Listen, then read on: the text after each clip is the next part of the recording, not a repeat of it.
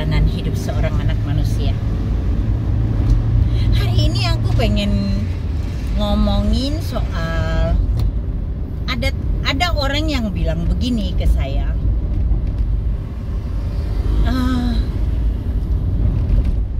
Kamu kok bisa ya melayani Tuhan seperti sekarang? Aku juga rindu, aku pengen sekali melayani Tuhan. Tapi aku tunggu dulu, nanti usiaku di atas 50 lah. Aku mau serius, mau melayani Tuhan.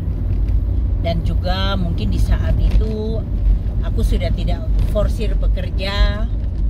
Aku tidak fokus ke duit lagi, cari duit. Ya paling tidak aku ngumpul-ngumpul duit dulu lah. Jadi dalam pelayanan saya punya modal gitu. Bisa untuk apa gitu katanya. Saya bilang begini,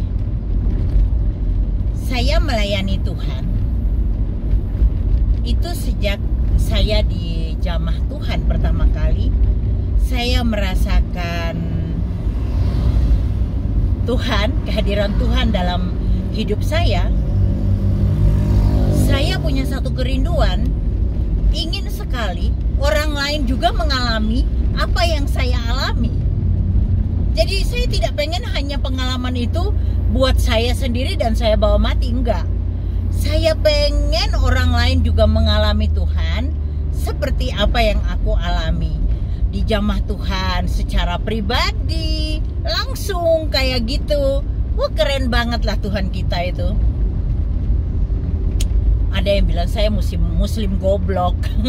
Saya muslim goblok.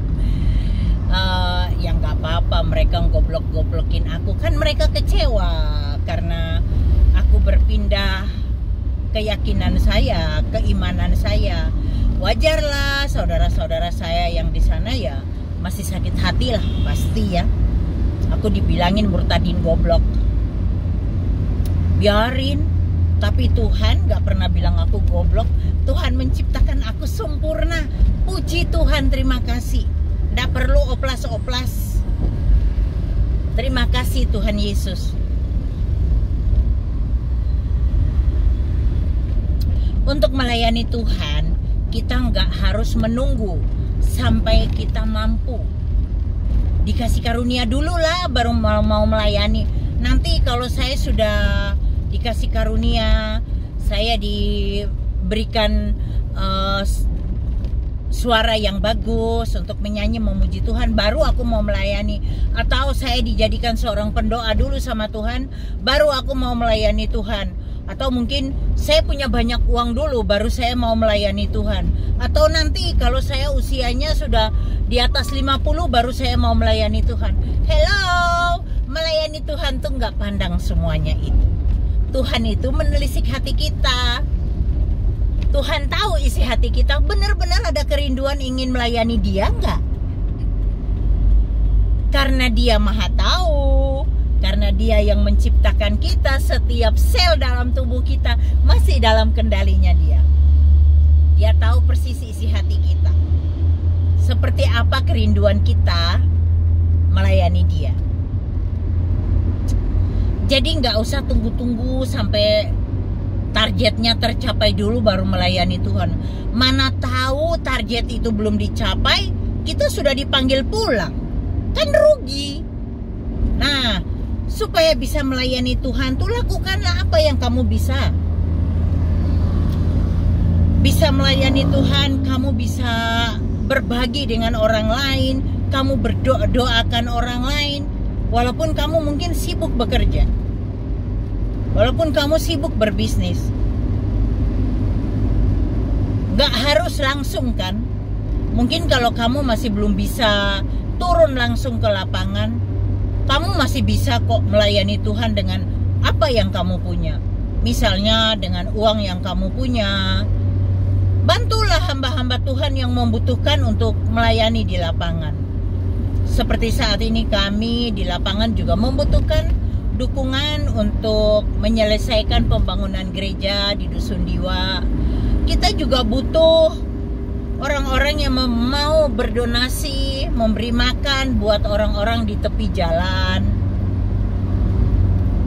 mencari juga orang-orang yang mau berbagi dengan orang-orang janda tua, janda yang tidak mampu di kampung, ataupun orang-orang tua lelaki yang sudah hidup sendirian di kampung, di dusun-dusun. Mereka butuh kok uluran tangan kita. Jadi nggak harus tunggu sampai usia 50 tahun, tunggu sampai banyak duit dulu, nggak perlu sih. Apa yang bisa kita berikan sekarang, berikanlah. Berbagilah sama orang lain. Nggak harus nunggu-nunggu waktu. Jangan sampai nanti kita menyesal menyimpan harta, toh kita matinya nggak bawa harta. Harta itu akan dimakan karat dan ngengat. Artinya gini, harta kita yang di dunia itu tidak abadi, kita bawa sampai ke sana setelah kita meninggal. Kenapa harta harus disimpan? Toh kalau harta kita simpan, yang menikmati orang lain loh. Dalam arti gini, anak kita menikah, kita punya menantu, itu kan sudah orang lain sebenarnya, bukan dari darah kita kan, tapi mereka ikut menikmati gitu. Nah, kenapa selagi kita masih hidup, punya apa, berbagilah apa saja.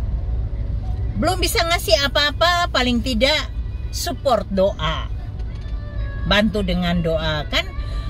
Banyak hal yang bisa kita lakukan. Seberapapun yang kita bisa beri untuk pelayanan Tuhan, pekerjaan Tuhan, walaupun itu cuma sedikit menurut kita, sedikit, tapi kalau 1000 orang yang mengirim dengan jumlah yang sama, kan lumayan gede. 10.000 aja gitu, 10.000, tapi sampai 10.000 orang yang mengirim. Wow, keren banget. Tapi itu tidak terjadi dalam pelayanan kami ini. Jujur aja memang pelayanan kami nggak keren ya. Pelayanan di dusun-dusun, di lereng-lereng gunung, di dusun-dusun yang terpencil gitu, mungkin nggak menarik buat banyak orang. Hanya sedikit orang yang mau membantu. Tidak banyak orang yang mau membantu. Tapi saya tuh selalu mengandalkan Tuhan, percaya bahwa kalau Tuhan mengutus, Tuhan itu Allah Bapa yang sangat-sangat bertanggung jawab. Dia yang akan berdiri di hadapanku, Dia yang buka jalan bagi kami. Saya selalu mengandalkan Dia, percaya bahwa apapun, seberat apapun pekerjaan itu bisa kita selesaikan bersama Dia. Tidak ada yang sulit bagi Dia. Jangan menunda waktulah kalau melayani Tuhan. Ayolah melayani Tuhan dengan berbagai cara. Gak harus menunggu.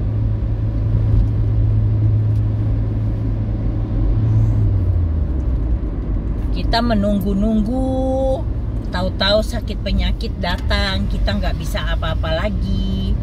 Kita sudah tergeletak, tidak bisa berbuat apa-apa lagi. Kan kita yang nyesal sendiri. Aduh, kenapa dulu nggak waktu sehat melakukan ini, melakukan itu. Jangan tunda waktu untuk melayani Tuhan. Tuhan menunggu kalian semua. Lakukanlah yang terbaik untuk Tuhan. Semuanya hanya untuk kemuliaan nama Tuhan. Dan jangan pernah mencuri kemuliaan nama Tuhan. Jangan pernah. Oke. Kita ketemu lagi di cerita kisah hidup perjalanan seorang anak manusia. Oke. Terima kasih. Tuhan Yesus memberkati.